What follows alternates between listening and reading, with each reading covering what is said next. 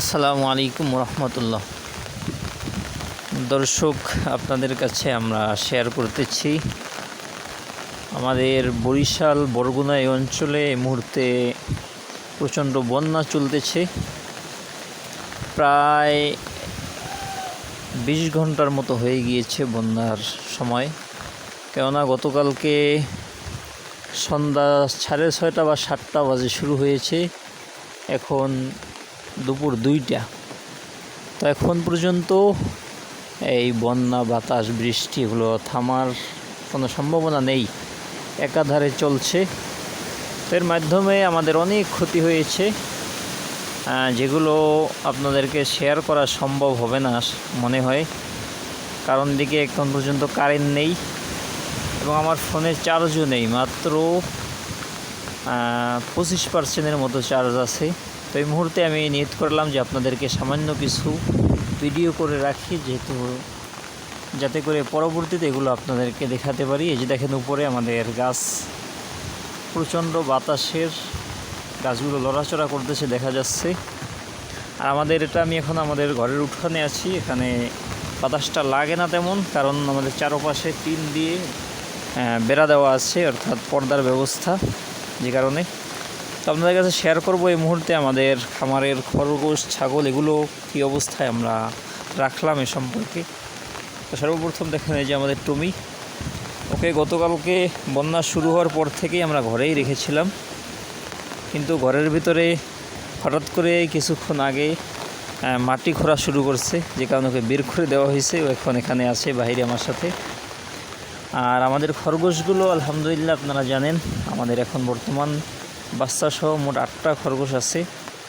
এর ভিতরে আমাদের লালন এবং কালন, 2টা পুরুষ খরগোশ, ওরা খুব ঝগড়া করতো। তো ওরা এখন বন্যায় সবাই এক ঘরেই মিলেমিশে আছে, ওদের ভিতরে কোনো ঝগড়া জাতি নেই। বিপদের সময় সকলে মিলে আছে, এটা অনেক শুকরিয়ার বিষয়। এই ঘরের ভিতরেই আমরা ওদেরকে ঘাস দিয়ে দিই, এখানে খায়। আর এই যে 2টা গর্ত দেখতেছেন খরগোশের, এই গর্তগুলোর ভিতরে ওদের বাচ্চা ছিল। এখন কি অবস্থায় আছে সেটা জানি না, যেহেতু ভিতরে ঢোকাও সম্ভব না, আর ওদের মাও ভিতরে যাচ্ছে না, এই মুহূর্তে যাওয়ার পরিস্থিতিও নেই। আর তবে সবচেয়ে ভালো একটা বিষয় হলো, গর্তের ভিতরে এখন পর্যন্ত পানি প্রবেশ করতে পারেনি। তো আমরা খরগোশগুলো কীভাবেই রেখেছি। আর আমাদের ছাগলগুলো এই যে আপনাদেরকে দেখাচ্ছি, দেখেন আমাদের কচ্ছপের ঘর, কচ্ছপটাকে আমরা বের করে দিয়েছিলাম, ও পানিতে সাঁতার কাটার পরে আবার ওই যে দেখেন ওর যে নির্দিষ্ট স্থান আছে ওখানে গিয়ে আসছে।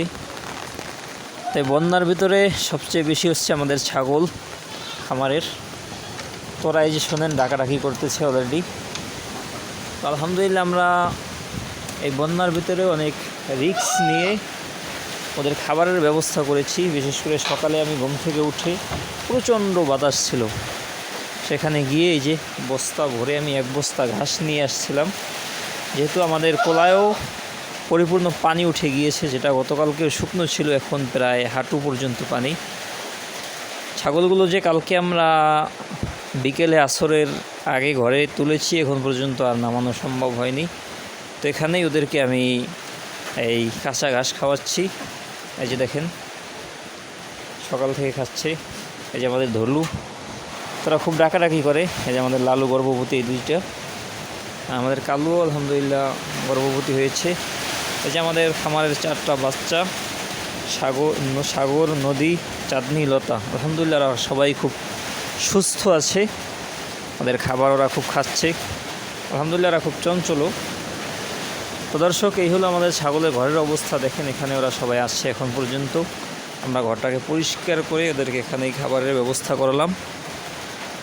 আর আমাদের পাঠা, অর্থাৎ কালা পাহাড়, ও এখানে আছে। ওকে আমরা কাঁচা ঘাস খেতে দেইনি, শুধু ভুসি খাইয়ে রেখেছি, ও ওর জায়গায় আছে। দর্শক, এজন্য আমরা এখন পর্যন্ত এত প্রচণ্ড ঝড় বৃষ্টির মধ্যেও, একেবারে ঘূর্ণিঝড় আপনারা জানেন, রেমাল যেটাকে বলা হয়, চলতেছে। এর ভিতরে আলহামদুলিল্লাহ আমাদের খামারের ছাগলগুলোকে আমরা যথাযথ আমাদের স্থান থেকে পরিপূর্ণ যত্ন নেওয়ার চেষ্টা করছি। বাকিটা আল্লাহর ইচ্ছা। তবে দুঃখের বিষয় হলো আমাদের পিছনে অর্থাৎ আমাদের পূর্ববর্তী যে বাড়ি ছিল, যেটা বাগান বাড়ি, অনেক কাঠ গাছ, ফল গাছ আছে আপনারা জানেন, সুপারি গাছ।